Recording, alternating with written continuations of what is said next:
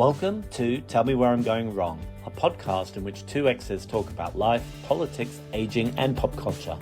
In this episode, we discuss the dynamics of parasocial relationships, the exploitation of vulnerable fans by record companies, and what right an artist has to set personal boundaries. We explore why people seek validation from celebrities and the emotional vulnerability of young people. Enjoy the ride.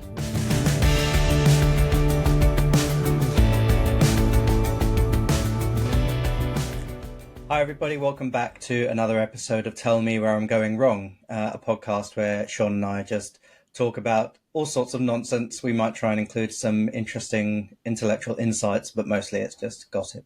How are you, Sean? I'm good, and if this is your first time joining us and you don't know who we are or why we think our opinion matters, Josh and I used to be in a romantic relationship, or how do you phrase that? Not romantic, like... We were in a relationship.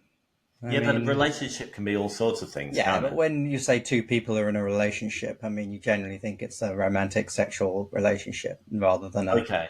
So we were in a relationship for approximately 20 years, and this is our way of communicating with each other still and showing that people can be friends after relationships. And also, I think our unique history together gives us a unique take on a lot of things that other people don't get or don't understand or wouldn't completely gel with our point of view. And I think it makes it really interesting that we can talk so freely with each other about stuff. And it's our way of, sharing thoughts with each other. But also we have this shared interest in telling each other where we're going wrong. Yeah, that's the thing. We were together for 2 decades, and after we separated, a lot of people were surprised that we carried on being friends. But to Sean and I, to use the correct grammar, to Sean and I, it was the most obvious, natural thing, because after 20 the correct years, grammar would be to Sean and me, right? Really? I think so. Oh well, Well, okay. I had a teacher back in school. I don't know if this is correct grammar, but the teacher used to say to me, if you take the other person out and then say it again, Okay. that would be the correct pronoun.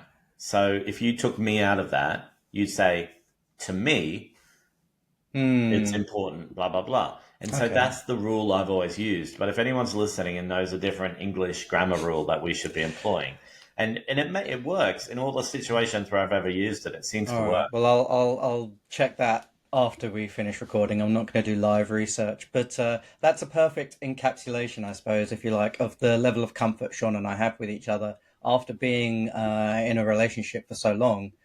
We have a sense of familiarity that a lot of people don't, whether they're friends, partners, family members. And so we thought a podcast would be the natural evolution of that, just so that we could share with you all the sort of shit that we talk about and how we show up for each other as well, in a more, to be more serious for a second, I suppose. We do tell each other where we're going wrong, whether it's grammatical errors or just life choices in general. So that's the essence of what this podcast is about. And for me, this is also just a way to talk to you. We would be talking about these things anyway.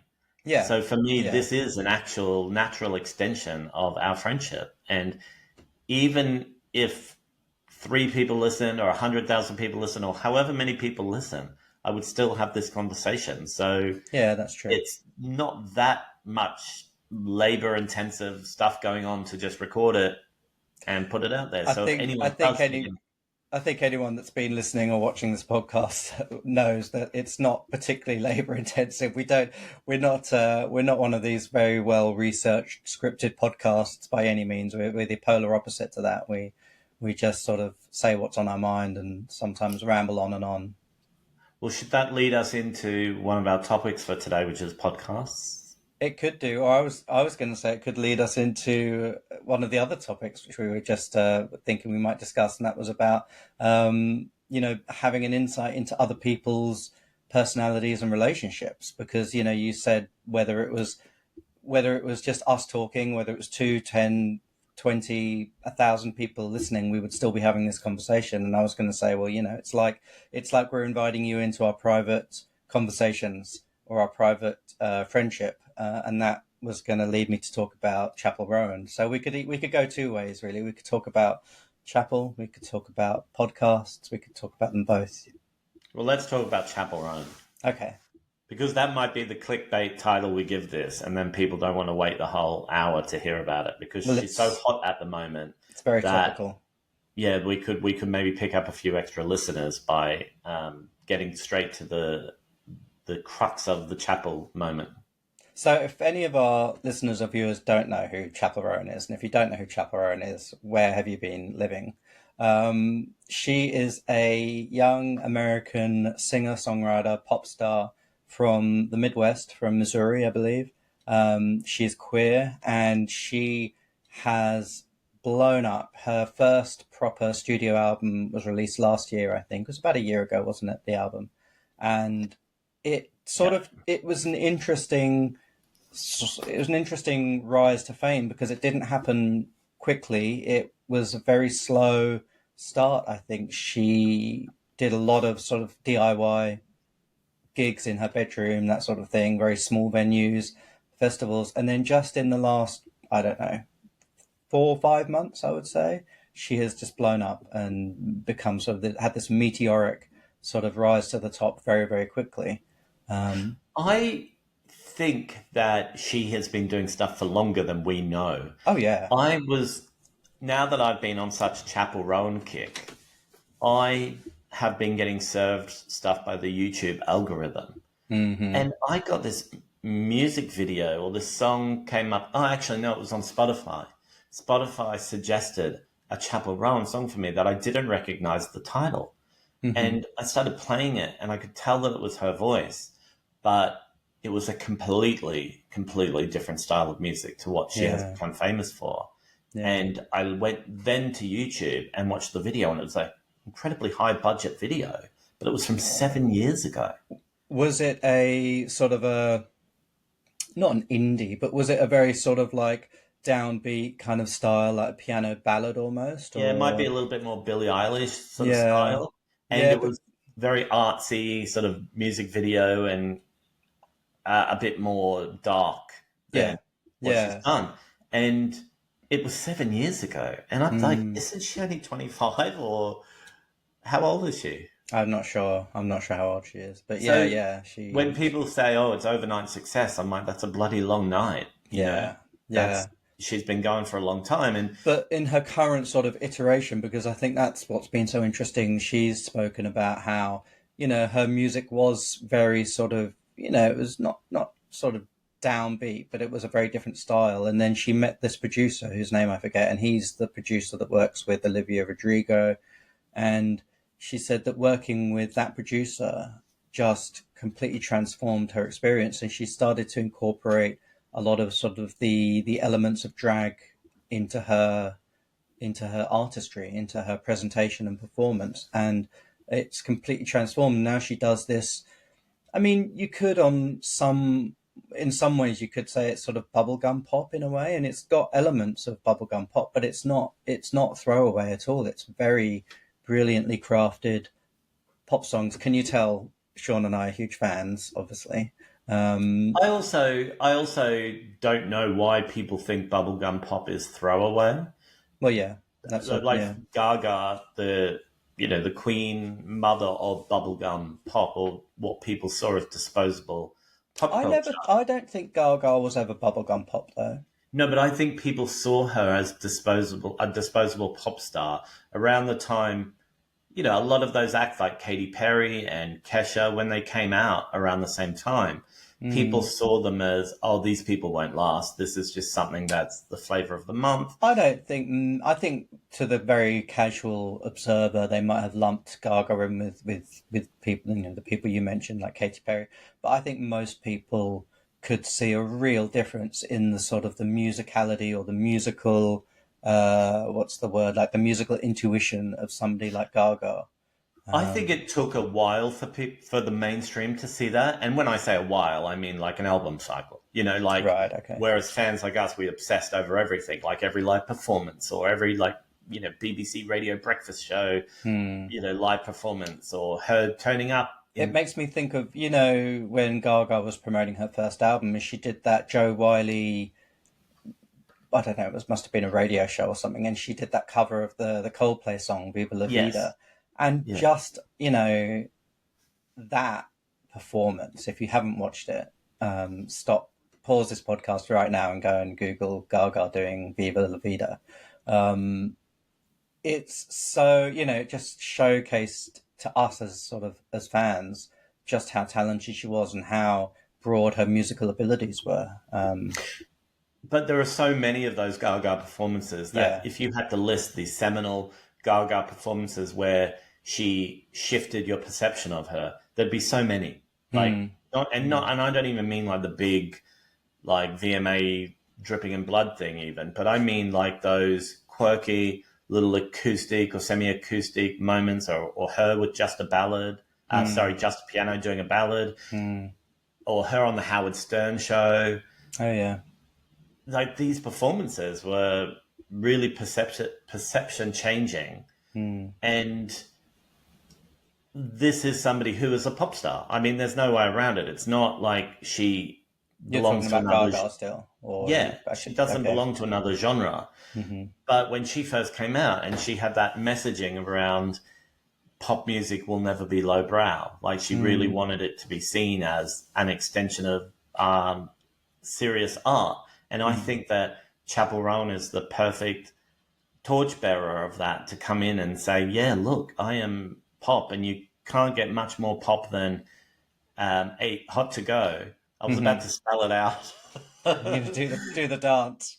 But it is it is pop music with depth and Yeah. soul and spirit and Yeah. artistry. Whereas there is a lot of other music, like say for instance these new Katy Perry songs that are coming out that people just don't want to listen to because they really do feel like they lack the integrity or the honesty that Gaga or Chappell Rowan have in their Yeah. music. Yeah. And I mean, I don't want to like. Yeah. I don't. I want to choose my words with care when it comes to Katy Perry because I don't really have much regard for her musical output over the years. But as leaving that aside for a second, I think one of the biggest criticisms I suppose I would have of Katy Perry is that I have no idea who she is as a person. I mean, I cannot read any personality in any of her music. Whereas with Gaga, with Chappell, I really do get a sense of that, and that to me is probably more important than the music itself. I mean, the music always has to be good, I think, to be successful. On what your definition of good is can change depending on who you're speaking to, but as well as having a good sort of solid musical base, I think people need to have a personality that they can attach to, and that's, I suppose, become problematic for Chappell, and we'll get to that in a minute. But yeah, I think for Gaga, that was her personality came through as well, and I mean, obviously, it was a contrived um, personality in some senses, but it still well, had. everything is right. Well, Like yeah, you couldn't, even with all your best intentions to put your real self forward, you couldn't put yourself at the heart of a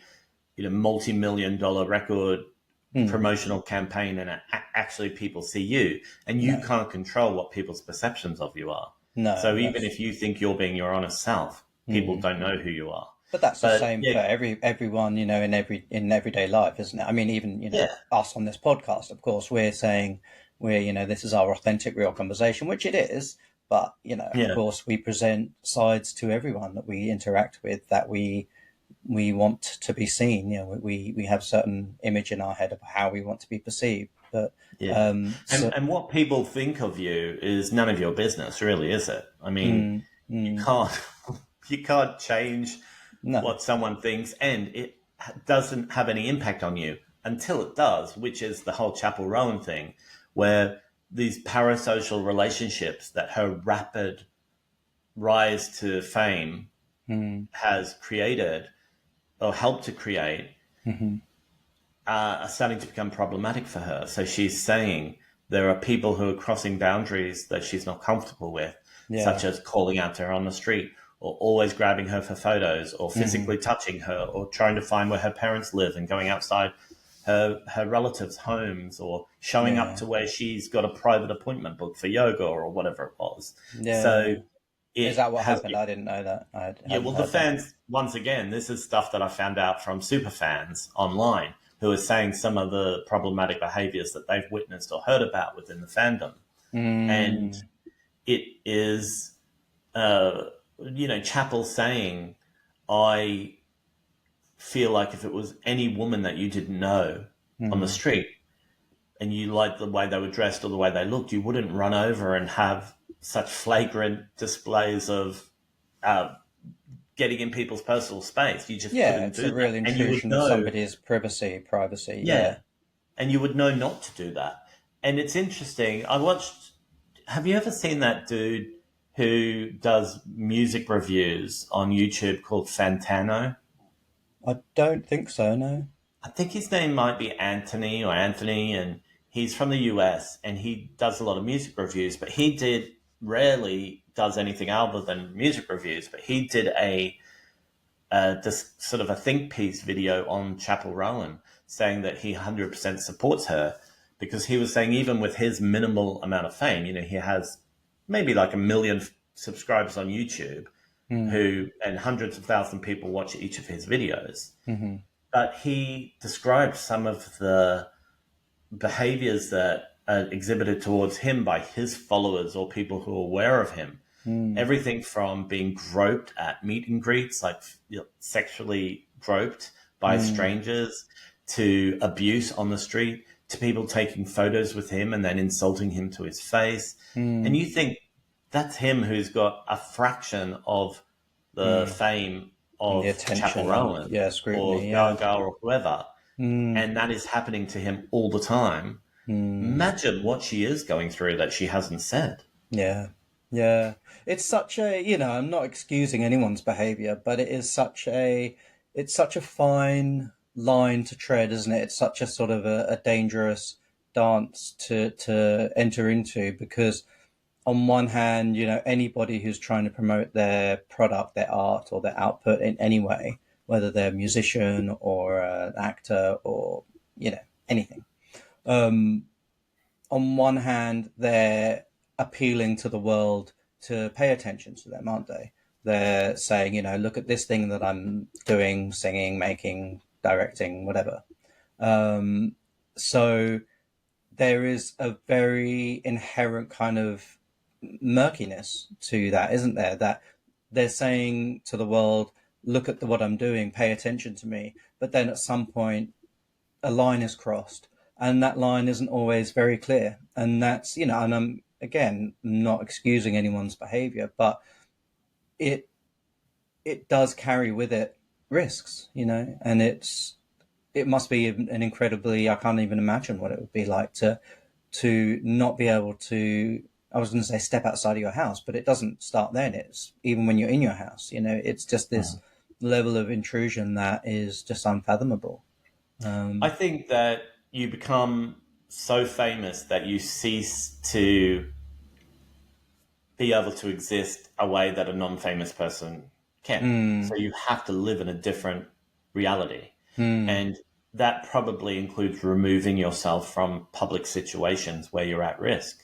yeah, So, and I think Chappell Rowan is probably in that stage now mm, where it happens so quickly that even though she's been working as an artist for a long time, this mm, rise from a year ago having 1 million Spotify streamers to 40 million in the space of a yeah, couple of months, like that five yeah, month period you're talking about, yeah, that is going to mean that she's gone from being able to walk down the street and not be recognized, or maybe recognized by one out of 100 every 100 queer people, to yeah, now everybody. I hmm, mean, everybody I know loves Chappell Roan. yeah, It's like yeah, it reminds me when Alanis broke with Jagged Little Pill. Mm. It reminds me of that same cultural shift and cultural momentum Yeah. where, we would go to gay bars and someone would walk up to the jukebox, like the Sportsman Hotel in Brisbane. Someone would put the Jagged Little Pill album on its entirety on the Right. jukebox, and the Right. whole gay bar would sing every lyric of every song. Yeah. And that's the same vibe I'm getting from Chappell Roan, that it is cross genre, it's cross generational, it's cross socioeconomic groups. It is Mm. just speaking to people on a really real level that even though it's like a heavily produced album and it's this dude who's a super producer, it, Alanis had the same accusations thrown at her. She worked with Glenn Ballard. Because she'd also had like years and years Yeah. of putting stuff out before Yeah, Jagged Little and Pill. being an actual pop star and being a TV star before that. And Mm. so, but this something taps into the believability of these people or the Mm. honesty or the integrity, and people buy into it. Mm. But what happens is you have a lot of people who, and I'm not saying this flippantly, and I say this from somebody who recognizes these traits in myself, especially from when I was younger. People who are emotionally unstable or Yeah. maybe have emotional or mental health needs that aren't being met Yeah. can very much get confused by what consent means when it comes to somebody that they don't know or somebody who seems larger than life. Yeah. And this is, another aspect of our relationship with technology as well, because we we get to know, well, we think we get to know people because we see them on our screens every day. And we, of course, we don't know them, but I think, I mean, we're not neurologists, but I would think that probably there are neurological reasons why when we see somebody every day, we are, biologically in our brains, that makes us believe that we know them. And of course we don't, but yeah, that would break down those barriers, or it would remove those inhibitions that we would have with people and think that we're friends with them, and it's that whole parasocial thing you were talking about. And I used to go out and try and meet famous people who I admired Hmm. and do that whole superfan thing when I was a lot younger. And I used to hang out with my friends Danielle and Christy and Kylie and Well, even Tony and before even Julie. before you knew those people in Sydney, you were Oh doing it in yeah, Brisbane, before weren't you? I mean, that. you haven't told the Janet Jackson story, have you? No, no. But the the feeling that I would have was that I would feel more special if I could get this person's attention because how special they made me feel with their art. Mm.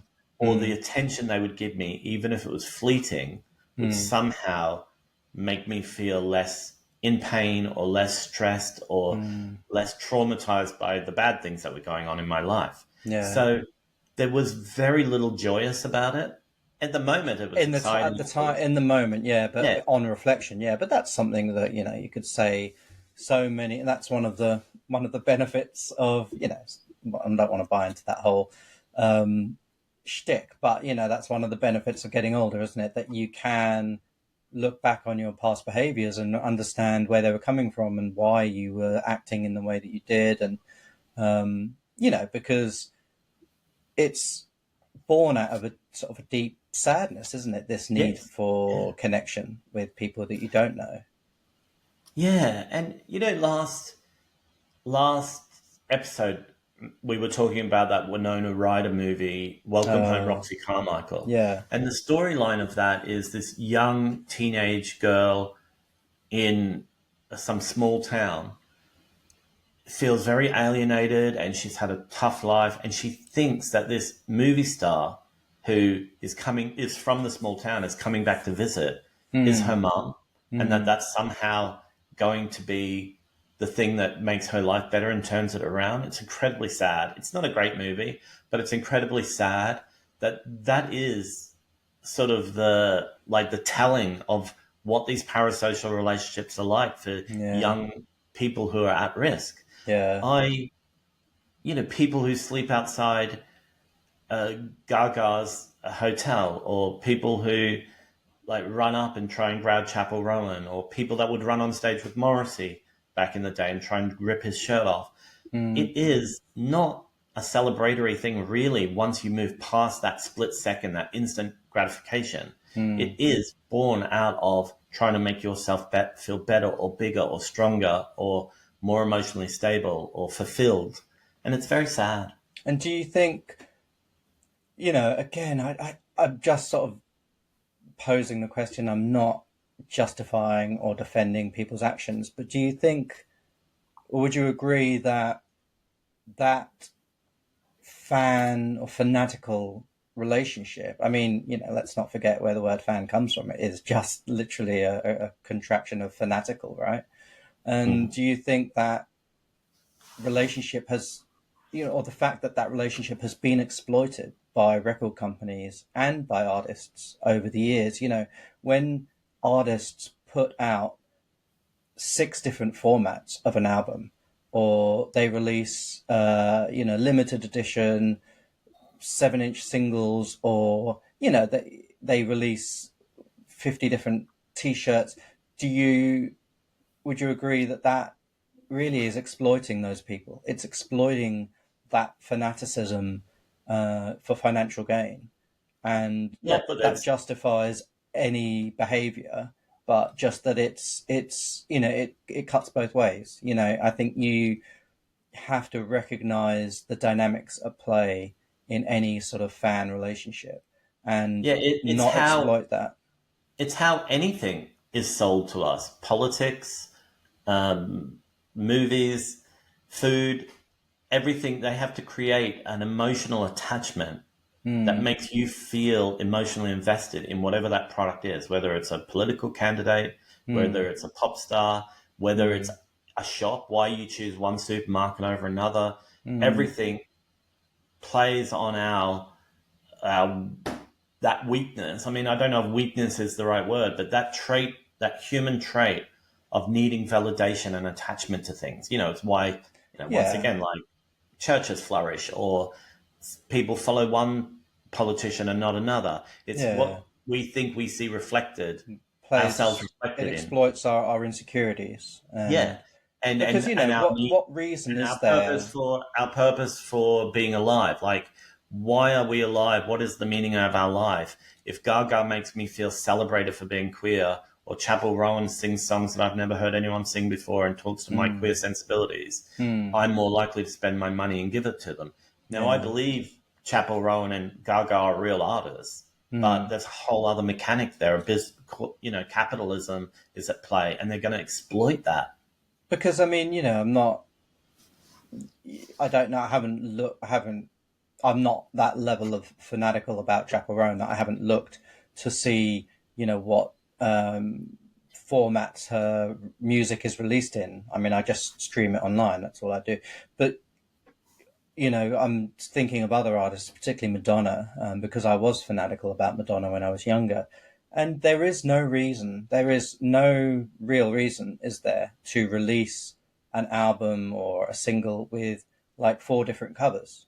Because Well, all yeah. you're doing is trying to exploit, people, and make them think that they need to buy all four. It's a very problematic Yeah. paradigm to exist in. So, Yeah, well, look at the whole Taylor Swift situation at the moment.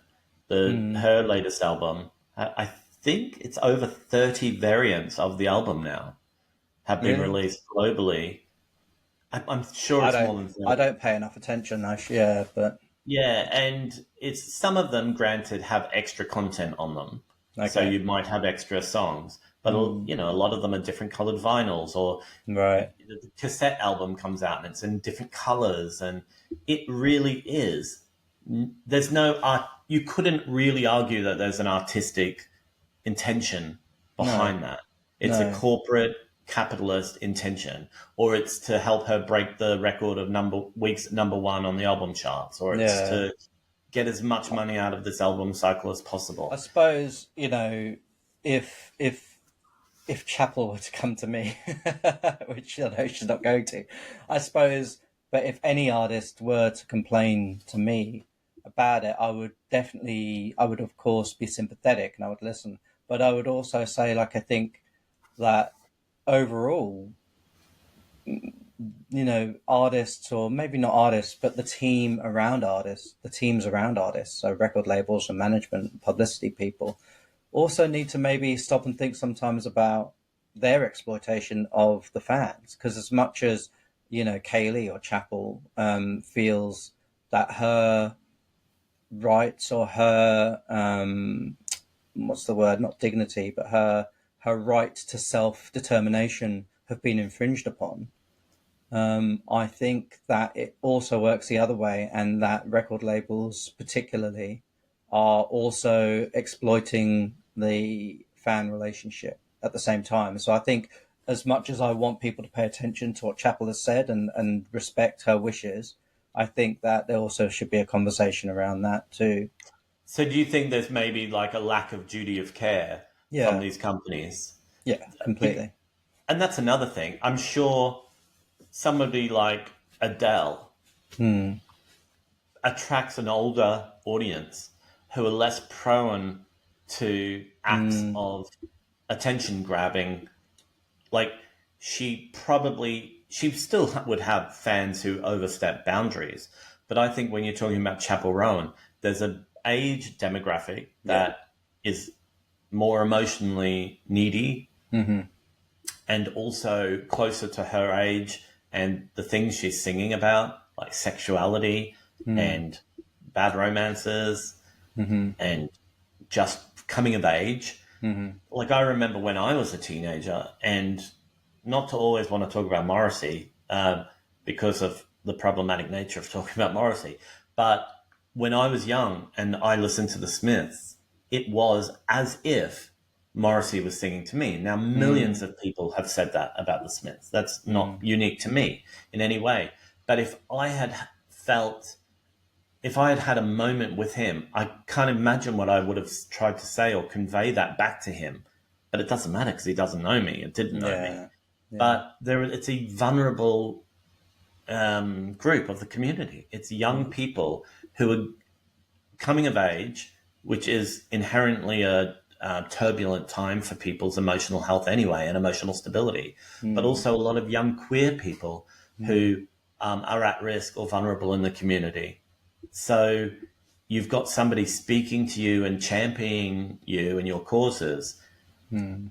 And now, like you said about social media, it's like all access, all areas kind of to people's lives. Like Chappell, as an artist, puts out Instagram stories all the time with little behind the scene tidbits you've in And from her it's bedroom. and because it's the same medium that we have our real life interactions with, because I will FaceTime with my brother, and on that same device, on that very same screen, I will see, you know, Chappell Roan or whatever. I will see actors or other musicians, and so like we're interacting with these people in the on the very same medium that we interact with real people in our lives. So our brains struggle to differentiate, perhaps. But So I mean, what do you think the answer is then? If there's a duty of care from corporations not to overexploit people, mm, Chappell wants to be an artist, and 40 million people a month are going to listen to her. What should the world do to make this a safe space for everybody? I don't know. I think we're all fucked. I don't know. I think I would hope that this is already happening in schools, but I would hope that there's a lot of education for young people around technology, around the role that technology plays in our lives, and not to demonize it, to work with it because it's a wonderful tool to have, but to understand the limitations or the parameters around which we should interact with it. Um, But you say about technology, I think people acted like this with the Beatles. Like, people mm, used to try and drag them out of cars or break into their hotel yeah, rooms, or or break barriers even in down the and even in the 90s, Alanis said, and this was before everyone had cell phones or smartphones, people would break in, like, she remembers going into her hotel room and there being fans inside her hotel room. And mm, I mean, I've done questionable things trying to get close to celebrities myself that I'm probably too embarrassed to say. There's a photo of you in the was it the Courier Mail? No, what was the newspaper? Yeah, on the front page of the Courier Mail meeting Yeah, Janet at the yeah. airport. I mean, in my defense, that was a a public appearance in that she was arriving at the airport and all the press was invited. Okay. And I just pushed my way to the front. And Yeah. I mean, I did push boundaries. Like, I asked her if I could kiss her on the cheek, and she said yes. And, but I don't know if she was in a situation where she felt she could say no. Do Yeah, you know but what I then mean? what was the headline something like "Fan steals a kiss" or something, or Yeah, cheeky fan steals a kiss from Janet. and of course that makes it sound like maybe you didn't get consent from her beforehand, and it gives people the idea that it is okay to just run up to a Oh, celebrity and kiss them, man, and I am horrified at some of the things I used to do. I never physically hurt anybody, but I used to, like, when I went to the premiere of Muriel's Wedding and demanded that Kylie Minogue, once again the Minogues, ring. We should have a bell every time it happens. yeah, But I I downloaded an app demanded, on my phone for like one of those like oh yeah, those air horn things, but but I yeah. demanded that Kylie Minogue take a photo with me while she was sat in the cinema waiting for the film to And start. she wasn't even in that film, so it wasn't like No, it was her, and but she I was was on just show that night. I was so insistent and so pushy. And the person who was with her, maybe an assistant or something, she said no, mate. Like, just, and I was like, it'll just take a second. And Kylie said, right, just do it. And she sort of sat in her seat. I was leant over. She turned, she smiled like the most professional, happiest person you've ever seen. And then she just turned around, crossed her arms, and faced the screen. I said, thank you, Kylie, you're a superstar. And she just said, okay. And I am so filled with horror and dread that I did that to her Yeah, and that I put her in that situation and yeah. brought that entire attention of the entire cinema at this premiere on her. And this was, what year would this have been? 91 or something? Or, Yeah, early 90s, I think Muriel's Wedding, wasn't it? Like, and yeah. you couldn't get more famous than Kylie at the time. And that I had the audacity to do that and try and, for my own self satisfaction or my own instant gratification or my own clout, whatever it was. Yeah. And I've done that. I did that again to Kylie, another instance, and I've done it to other celebrities where they've asked me to give them space, and I've had to sort of really check myself and go, "Shit, I'm really overstepping here." You know. Yeah. Yeah. Um, Have you ever met a celebrity where you've sort of asked them to, when you shouldn't have, where you've sort of in it, sort of, what's the I, word where you I push it? overstepped. Yeah, but where you not insinuate. What's the word that I'm looking for? Where Intrude. you Insert no, yourself. yeah, I can't remember the word for it, but Okay. where you insert yourself into a situation where you're not welcome. I don't think so. I mean, I was just trying to think when you were talking about, that Kylie thing in the at the Muriel's Wedding premiere, and I don't think I've ever had a situation where I've asked, can I take a photo with you, and somebody said no or anything like that. But I don't think I've maybe been in as many situations like that as you. But what I was thinking when you were talking was, in I think the first couple of episodes of this podcast, we have talked about, sneaking backstage at gigs, like to meet Danny Minogue or to meet Alicia's Attic and stuff like that. And I mean, that really was an intrusion. And while you were talking, I was thinking, well, why did we want to do that? What was it that, Yeah, why were we not happy enough just to go to the gig and then go home? What is it? And, there is, not to victim blame, but I think just there is, if you chase fame in any way, I think you are really rolling the dice a bit. It's a very dangerous thing to enter into because you are inserting yourself into people's heads, and there are a lot of people in the world who are very vulnerable and struggling with stuff, and it's a dangerous game to play, and But it's I don't think, and this is from what I've heard from famous people as well, you can't understand what it's like until you get there. So mm, no matter what somebody tells you, or no matter what you imagine fame will be like, mm, that when it happens and it's too late to go back, mm, you it's completely different and it's a million times worse than what you thought it would be. And I've even yeah, heard Madonna say that, saying yeah, that if she could go back and not be famous, and this is somebody who is heralded as somebody who all they wanted was to be famous, and she would mm. say it She herself. pursued it so I, much, yeah. yeah, I want to rule the world. I want to be famous. She would say she would fantasize of being a suburban mum and going shopping in a supermarket and Right. being able to sit down in a cafe and obviously I don't think she would really go and do that, but that's just a figure of speech. Mm, But I've heard other people, like other famous people, say that they were warned by other famous people they met on the way up, and they'd go, "Yeah, yeah, whatever. That's just you saying that." And then they got there and they were like, mm. "Oh yeah, it's too late now. I can't." And it's, particularly I think for musicians, when you create music, of course you want people to hear it, and so you chase an audience, but what you, I suppose, don't figure into the equation, or factor into the equation, I should say, is all the other stuff that comes with that, the scrutiny and the lack of privacy. But yeah, it's inherent. It's you have to sort of go into it eyes wide open. How Um, would you feel? Like you perform music now. I mean, hmm. you're not drawing the listeners at the Chappell Roan level. No, not quite. But how would you feel? Like, what would cross the line for you? Like, if you were performing in a pub, say you even had got 1,000 monthly listeners, or you got a handful of people that showed up, would you start to feel weird if you noticed the same person or the same two people come to every single gig and sit in the front row and get there when the door opened? Would you start to feel that was crossing a boundary for you? I don't know, and it's that weird thing where and it speaks, I suppose, to my insecurities or my need for validation. There's a part of me that thinks I would love that.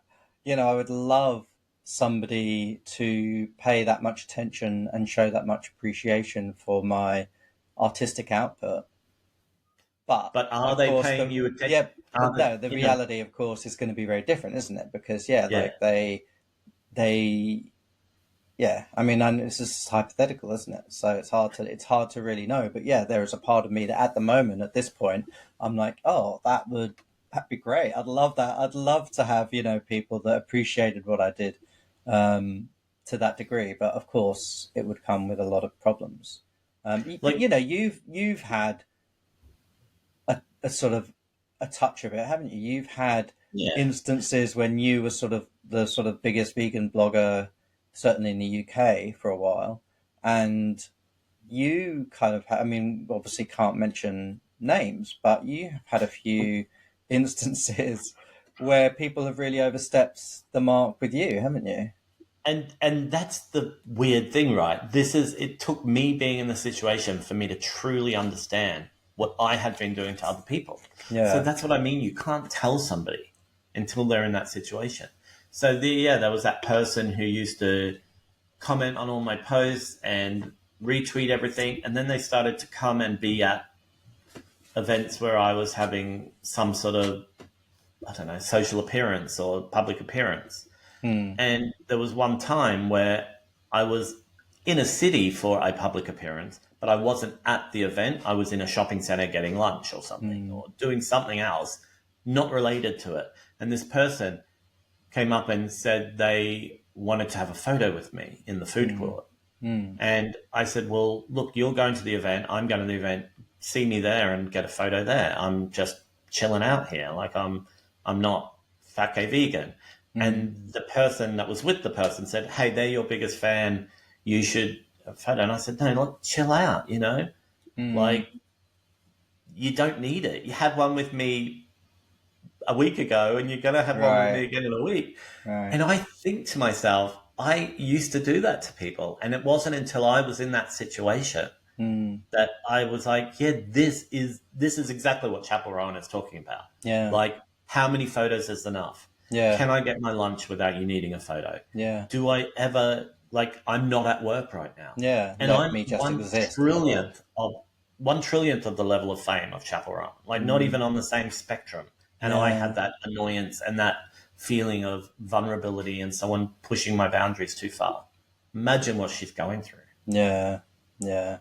I mean, and I can only begin to imagine what it's like when your personal safety is threatened. When you have stalkers. The Adamant story, um, about the fan that. So just to briefly summarize the story, Adamant, the British pop star in the 80s, he had I keep a. thinking you're explaining it to me like I don't know, and then I remember that Then we've you got remember we're doing listeners. a podcast. He had a fan who moved into the air conditioning ducts in his building. So he lived in an apartment building, and he, I can't remember the exact details, but he felt like he was being watched, or he would hear strange noises and stuff. And then at some point, he looked up at the in the air vent, the air conditioning outlet, and he saw somebody watching him, and he realized that the fan had sort of been living in his air conditioning ducts in his apartment building, spying on him. And I mean, can you imagine how? Like, I can't even begin to imagine how that would affect you. Like, what that would do to you.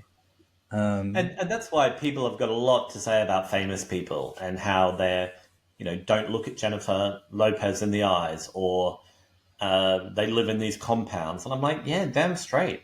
Madonna used to say she had her sort of not a recurring nightmare, but this recurring fear that she was going to be shot dead on stage. Like, Mm, the fame got so big at the end of the 80s and the beginning of the 90s that mm, she thought that someone was going to shoot her dead on stage. And yeah. like, that's like, what do you do with that fear? What would that do to you? And so we Mm, can all say, oh, Madonna's lost it, or she's acting this way at this age, or whatever. But imagine living with that level of scrutiny, fear, yeah. demand on your emotions, time, money, everything for 40 plus years. Mm. How people are not And trying to have clinically some insane. semblance of a normal life. Like, she Yeah. chose to have a family, and, to try and exist and not be affected by all of that stuff. I think it's impossible, surely. Yeah, I don't think I would want. Well, I know that I wouldn't want that level of fame. Like, I Mm, wouldn't. But for you with music, what if this album, you release an album and it blew up and it sold, I don't know, like 5 million copies or even 100,000 copies? How do you feel mentally prepared to deal with that sort of scrutiny, even if it was like maybe on a bigger level than Fat Gay Vegan got? Like, maybe mm, if it was like you'd show up somewhere and there were 10 people waiting outside a radio station for you to mm. try and grab some of your attention. Do you think you could cope with that? I don't know. I mean, I'm not expecting it to happen, so it's very hypothetical. But it goes back to what I was saying before. Like, that's the inherent, what's the word, paradox? Is that the right term for it? In that there's a part of me, of course, when I write a song, I record it. Well, not every song, but the ones that I record, I want people to hear that. Otherwise, why would I record it? Why would I do gigs? Why would I put music up on Spotify? Why would I do any of those things? If I just wanted to write songs, I could do that happily in my bedroom and just play songs to myself or to my friends, even, or even that, even sending songs to friends is in some way looking for validation from it, isn't it? Looking for recognition.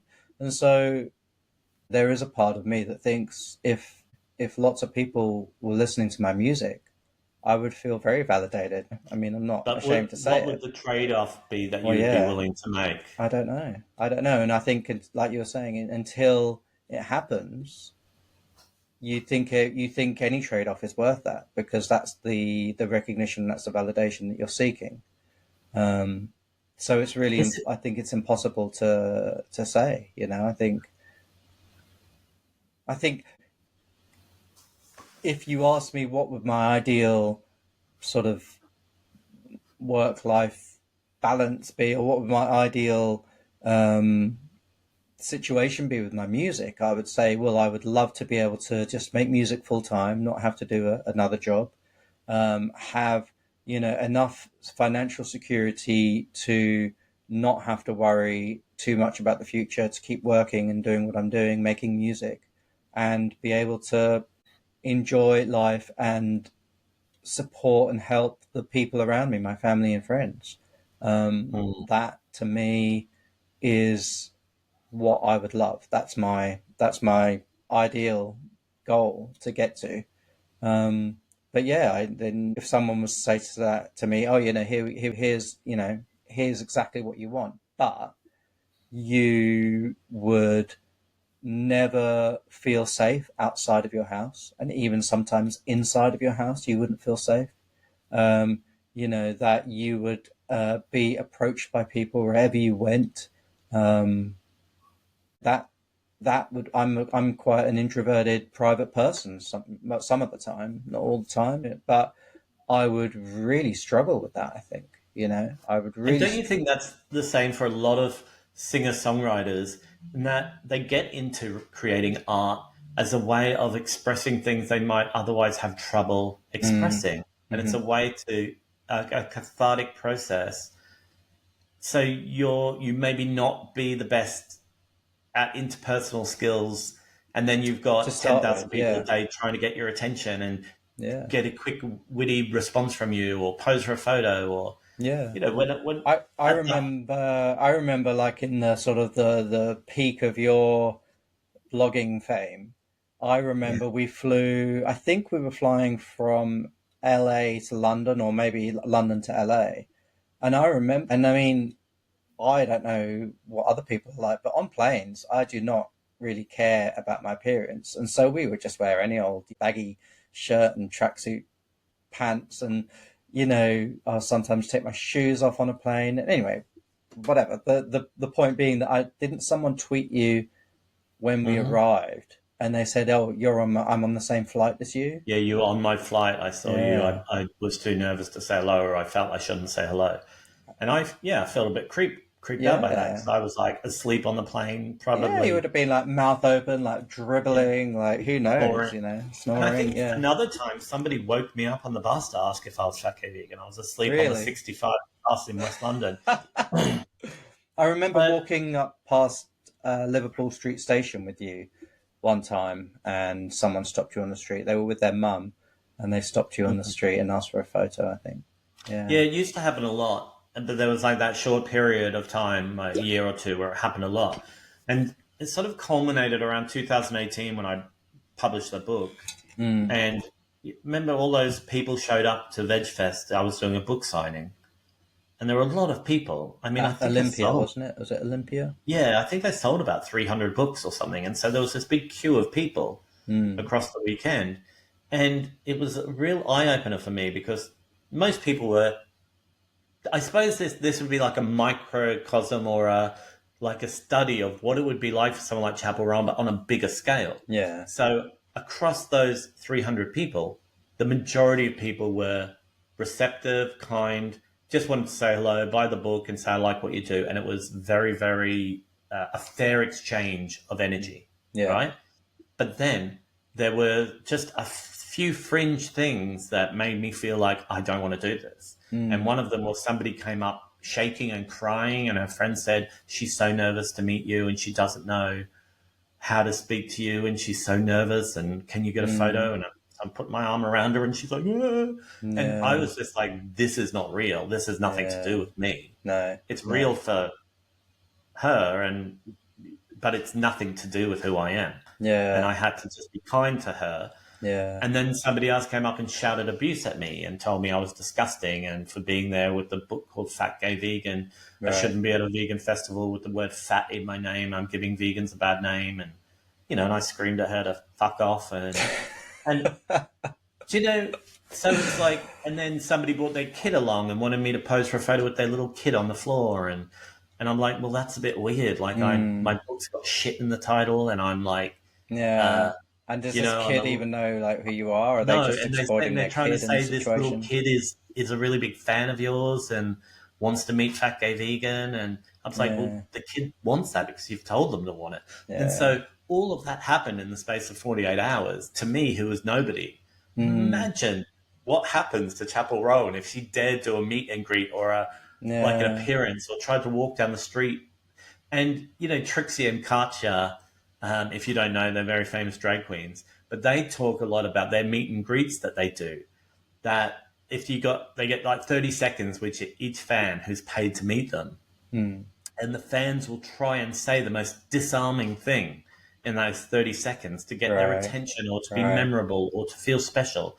And so, Trixie's always joking about it, but she'll say, somebody's come up and said, I've just had a double mastectomy and my mum exploded in a space shuttle, and, my dog has got 3 types of cancer. And they'll say, and she said, it's so draining, Yeah. so you just have to switch off and actually not care, because Yeah. these people, it's so special to them, and that one pinpoint moment of validation they can get from someone they admire Yeah. means so much to them, or they think it means so much to them. It reminds me of, I won't mention the names, but you'll know who I'm talking about. But our friend in LA who manages a musical artist, and I was at one of their gigs here in London a couple of years ago. And at the end of the gig, security was sort of clearing the audience out, and there was a fan sat in her seat, and she was crying, and our friend had to sort of say, "Oh, sorry, we have to clear the venue now." And this fan was crying, saying, "Oh, I've always, I've been such a huge fan of this artist, and it's meant so much to me to see her, and I just every word she said, I felt like it was just, it was directly to me." And our friend is such a professional. She's so good at what she does. She in a very compassionate sounding way, this this fan was obviously angling to maybe get a meet and greet with the artist, but our friend just very politely and very compassionately kind of steered them out towards the door, because they would have had to have done that, 100, if not 1,000 times before they know it. And that sounds exactly like what you were saying about Trixie and Katya, like having to just not care, having to completely detach from the emotion of Have it. you have you ever seen that video snippet?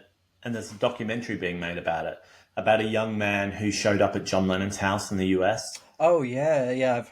I read about the And film that they're making about that. and the video is so fascinating because John Lennon comes out, who sadly is the pinnacle of fans overstepping the line because he was shot dead by a fan. Mm, And but said to this young man, "What are you doing here?" And he's like, mm, "I've come because your music, it's like it was written for me or about me." yeah, And John Lennon's like, "Very kind, but what do you mean? Like what song? Tell me the lyrics." And he goes, "These lyrics." He goes, "They don't mean what you think they mean. Like yeah. I wrote them because they were nonsense because I needed some rhyming words." And the young man's going, "Really, really, but this?" And he's like, "No, really." And if it was Mm. about anything, it was about Yoko, or it was about this.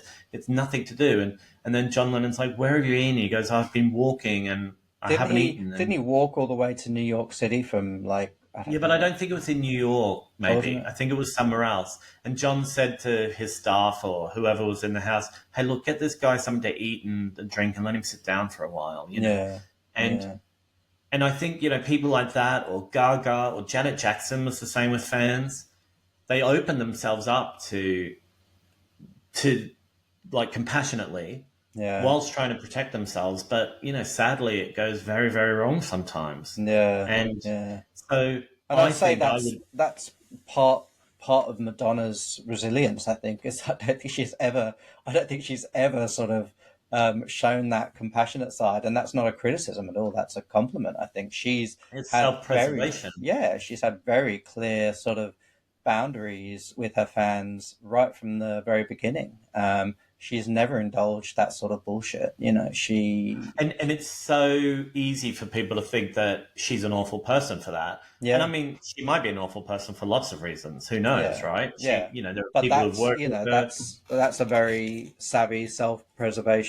self-preserving behavior to have had, and it's gotten. I mean, Uh, she's still around. She hasn't yet, touch wood, she hasn't been murdered by a fan. So yeah, and something that we haven't touched on yet, but a lot of the negative reaction to Chappell Roan, and it's a lot of what Madonna went through, is people think that because they set boundaries and they're firm about it and they're aggressive about it, like they're forceful about it, that they're, like, to use a horrible misogynistic term, they're bitches, right? Yeah, yeah, That's yeah, what yeah, people think. They're like, yeah, this person is a bitch. This person yeah. doesn't deserve. They're ungrateful for what they've been given. And it's like, no, they're protecting themselves because A, the world is full of people that hate women and want to hurt women and don't respect women.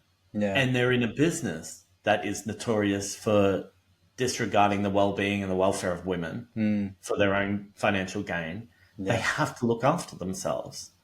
And it would be so terrifying to be a woman in that position, to have people pulling at you when, I mean, women go through being hurt by people who supposedly love them all their whole lives, you know? yeah, And yeah. so people screaming, "I love you! I love you so much." You mean the what? That wouldn't settle my nerves if I was a woman, No, you know, or my no, fears. It's no, not like at these all. people could hurt me. Yeah, yeah, yeah. It's a horrible, it's a horrible, horribly unbalanced situation to be in for anybody, but yeah, particularly for women in this world.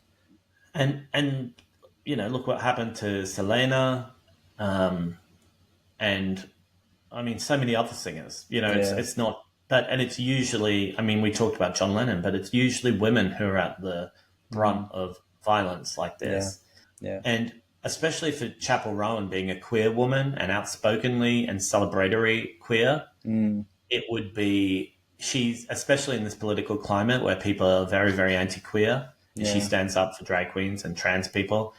She makes, And to be young as well, and to be trying to yeah. figure yourself out. And she said that in an interview not long ago. She said, I can't go out to a club and get wasted and make out with people anymore. Like, and not to say that that's the be all and end all of a young person's existence, but it's kind of a relatively central part of a lot of people's experience as a young person. And so yeah, to take things like that away from someone, um, Yeah. it would be very, very difficult to live with that. And people think that if somebody's got money or has sold a lot of records, they're happy and they should be willing to put up with anything that comes their way because of that. Yeah, I bet yeah, there's a lot of people that would trade it all in for not being scared for their life every day, or every yeah, time they're outside their house. And yeah, also, the reality is, people have to sell a lot of bloody records to be able to build a fortress to live inside. yeah, I mean, you have to become Madonna or J Lo or Gaga. I mm, mean, Chappell Roan has sold a lot of records, but she's only had this level of success for under a year. mm, She can't lock herself away. She still has to drive herself to mm. the yoga studio or wherever she's going, or her parents don't live in a rich house in a gated Let me community. just check her daily schedule and tell you what she's doing. No, I'm joking, of course. Well, we Although were going to talk about other topics, but I we, know we we've got run out of carried away with this. And time. I feel like I've got a million other things to say as well. I've Mm. also got a lot of famous people that I should apologize to as well for the way that I treated them. But when you brought up Trixie and Katja, I will just say, like, again, not to victim blame and not to justify or excuse anyone's terrible behavior, but again, I do think it has to go both ways. I think these artists have to stop exploiting their fans because when I went to the Trixie Motel in Palm Desert or in Palm Springs, when I went to the Trixie Motel, which I was not planning to go to. I just saw it when we were driving past, and I thought, oh, let's stop and go in there. Um, she was selling Trixie baseball caps for something like $55, and I just thought this is absurd, like absurd exploitation of fans. Like, why would something that probably costs at maximum $7? I mean, and that's being generous. $7 to manufacture and have customized. Why are you selling this for $55? I mean, But we it's have to be careful not to say that she, not Trixie or Brian, deserve any sort of thing that makes them feel uncomfortable no, no, not at all. I'm not as saying that. payback for getting that privilege of being rich or making money Mm, from people. Yeah. People need to take responsibility for the way they treat celebrities. Like young Yes. people are very, very good at understanding consent. Mm. My generation and below are very good at understanding and explaining consent to each other, but we don't seem to be good at extending that to people who are famous. Yeah. Yeah, that's true. So we'll have to talk about podcasts another time because Trixie Yes. Carter is one that Oh, I'd yeah. like to talk about their podcast amongst others. All right. And we'll talk about that maybe in the next episode. Right. So I think we should wrap up. You've got to go somewhere, don't you? You have a meeting you have to go to. Yeah, I have a meeting. We will be back in your feeds next week on Spotify and on YouTube, and maybe on Apple Podcasts soon. We're still trying to decide whether to pursue that. But in the meantime, you can find me if you want to listen to my music or become a super fan. You can find me on Instagram at Josh and the Jumpstarts. And in fact, when will this episode come out? I think my first single's going live on Spotify on the 5th of September, which might be around the time that this podcast comes out. So you can hopefully, around the time this podcast is published, you'll find me on Spotify as well, Josh on the You Jump might wake up with a pair of eyes peering at you from the drying cupboard.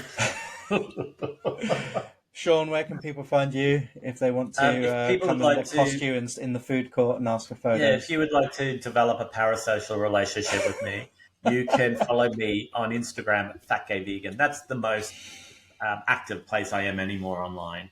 But also, if you're in London, you can come along to London Vegan Social, which I run. You don't have to be vegan, but if you want to be vegan for a night and come hang out, you can do that.